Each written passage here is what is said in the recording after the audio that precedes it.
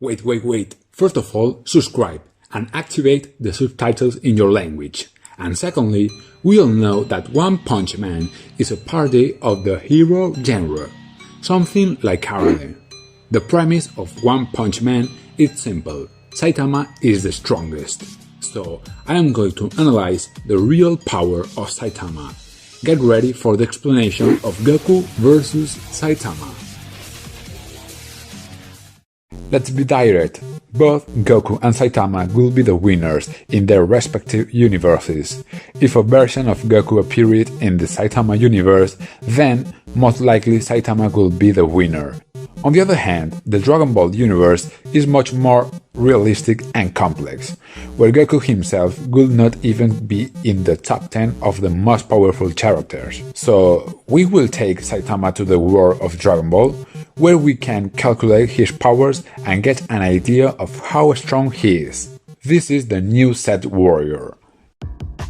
Codename Saitama, better known as the Bald Man in a Cape, and his skills are very impressive. Extreme physical strength. His punches are so powerful that just one is enough to blow up his rivals into 1,000 pieces. However, Saitama isn't a martial artist, so he haven't special techniques. He can't field ki, much less fly, but he makes up for this with powerful jumps. His greatest feat was jumping from the moon to Earth in seconds. He also has incredible speed and reflexes, exceeding the speed of sound with ease. Thanks to this, Saitama can easily dodge or stop attacks. As if that weren't enough, he has a practically absolute defense, which unlike Set Warriors isn't based on ki. His body is indestructible. I don't know about you, but I never saw a single scratch on him. Finally, he has enormous energy reserves, being able to perform incredible movements and devastating attacks without getting tired. Saitama does need to sleep, and we also saw him get fatigued a couple of times. It may have a large amount of energy, but it isn't infinite. With all this, we can clearly say that Saitama could easily be part of the Set Warriors. And this is when we come to the million-dollar question. What is the maximum power of Saitama? We cannot say much about his defense and speed. He withstood an explosion of fire and extreme gravity without disheveling. On the other hand, his strike force we have more information. At the climax of his time battle against Boros, he launched an attack that could destroy the Earth. And faced with the threat, Saitama counterattacked with a punch that managed to neutralize the energy blast and crush his opponent. Only this time we could see Saitama launching an attack with his true strength, and based on this, we can approximate the real power of Saitama. So how much power does it take to destroy a planet? Well, this depends on the size of the planet. For example, Piccolo destroyed the moon, when it didn't reach 1000 unit force. But it isn't the same to destroy a small satellite like the moon than to destroy the planet Earth or a giant planet like the planet Namek. So we can say that in Dragon Ball there are three types of the planetary destruction. The first is to destabilize the core. For that is enough to launch an attack that directly impacts the core of the planet. This will start with a chain of reaction and will end with the explosion of the core itself and destroy the planet. An example is when Freezer launched his attack against Namek. The energy wasn't powerful enough to destroy the planet, but it started a chain reaction that ended up making it explode. The second type of planetary destruction is massive destruction. In this case, the core will not be affected, but the attack alone is enough to destroy the planet.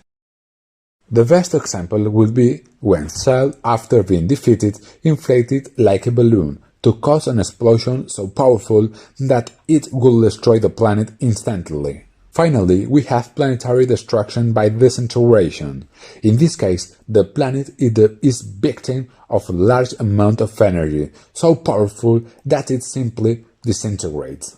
So which of these forms of planetary destruction could Lord Boros perform? At first glance, I would say the first, but let's make things interesting. Suppose that when he launched his attack, he meant that he would destroy the Earth with massive destruction. The power required for this must be similar to Cell in its second form, at the legendary rank, so at the best Boros should be as powerful as a Super Saiyan. Now, for Saitama to be able to stop that attack with a one hit, he will have to be one rank above, in the anomaly range. So we conclude that Saitama's base power when fighting seriously will be in this range, a power close to Gohan Super Saiyan 2.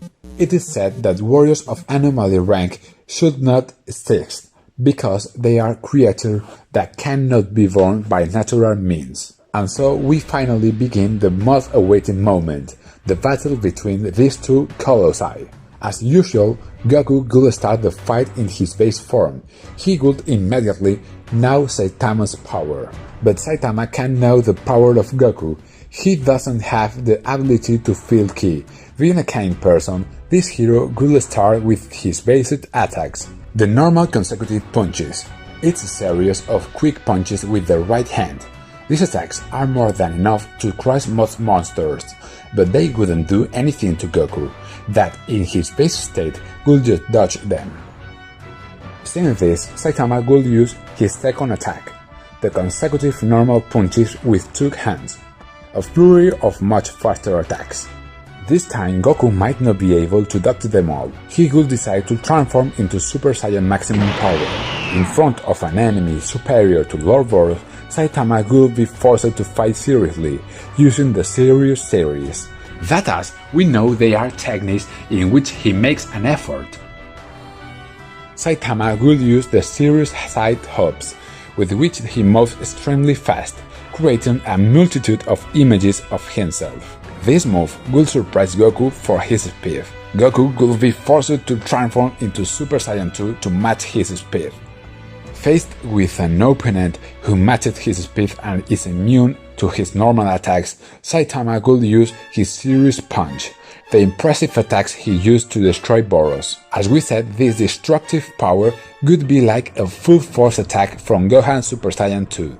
This powerful attack would manage to wound Goku, but without actually killing him. Then Saitama will realize that he is meeting a formidable rival, someone at the same level. I think this will cheer up Saitama and regain his desire to fight, starting an impressive peer-to-peer battle. Finally, Goku would transform into Phase 3, forcing Saitama to reach his limit. If it had to guess, I would say that by trying his best he is capable of reaching the next rank of primordial strength. And you might ask yourself, are you telling me that Saitama, a simple human being, could reach the power of primordial force in the universe? You are right. Perhaps I exaggerated a bit, because this power is enough to endanger the entire universe. In this colossal battle, they would both land devastating blows and hurt each other. But in the end, who will win? Well, although Saitama's strength is colossal, he doesn't use martial arts. He hasn't special techniques. He can't feel the presence of his opponent. I think that this would be Saitama's Achilles heel. As an experienced martial artist, Goku could read his movements and ultimately defeating him with a special technique like Kamehameha. So today Goku has proven to be more powerful than Saitama. Yet what we say about Saitama is what we have seen to date. Saitama, without controlling the energy, has a power close to perfect Cell. Can you imagine how powerful it would be if he did train at the level of Goku? If you liked this video, subscribe and give me a like. See you soon in more power levels videos. Bye bye.